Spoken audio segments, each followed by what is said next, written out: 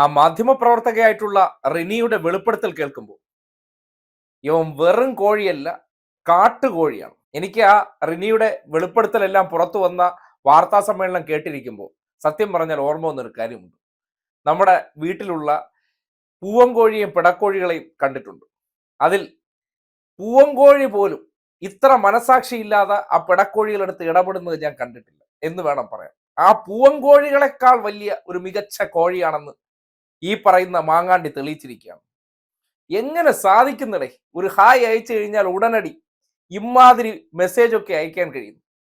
പറയുന്നത് കേട്ടില്ലേ, 5 star hotel, അതായത് അടൂരിൽ എങ്ങനെയാണ് ജീവിച്ചതെന്നുള്ളതിനെ കുറിച്ച് നാട്ടുകാർക്ക് എല്ലാവർക്കും അറിയാം. ആകെ ജനപ്രതിനിധിയായിട്ട് വളരെ ചുരുങ്ങിയ കാലം, അതിനിടയ്ക്ക് 5 സ്റ്റാർ ആണത്രേ. എവിടെ നിന്നാണ് വരുമാനം എന്നൊന്നും ആരും ചോദിക്കരുത്. നേരത്തെ തന്നെ വരുമാനമില്ലാതെ, നേരത്തെ ഫാദർ ഇല്ല, അമ്മയ്ക്ക് ചെറിയ ജോലിയാണ്. അതിനുശേഷം PK ഫിറോസിനെ പോലെ തന്നെ സാമ്പത്തിക നേട്ടം അങ്ങ് കുമിഞ്ഞുകൂടിയത് കണ്ടു കഴിഞ്ഞാൽ അത്ഭുതം ഉണ്ടാകുന്നുണ്ട്. അതിനുശേഷമാണ് ഈ സംഭവവികാസം വരുമ്പോൾ, നേരത്തെ മാങ്ങാണ്ടി കിളിർപ്പിച്ചത് അങ്ങ് ബാംഗ്ലൂരിലെ 5 സ്റ്റാർ ഹോട്ടലിലാണെങ്കിൽ ഇവിടെ തലസ്ഥാനത്തും ഈ കോഴിത്തരം കാണിക്കാൻ വേണ്ടി 5 സ്റ്റാർ ഹോട്ടലുകൾ ഉണ്ടെന്ന് ബോധ്യപ്പെടുത്തുകയാണ്.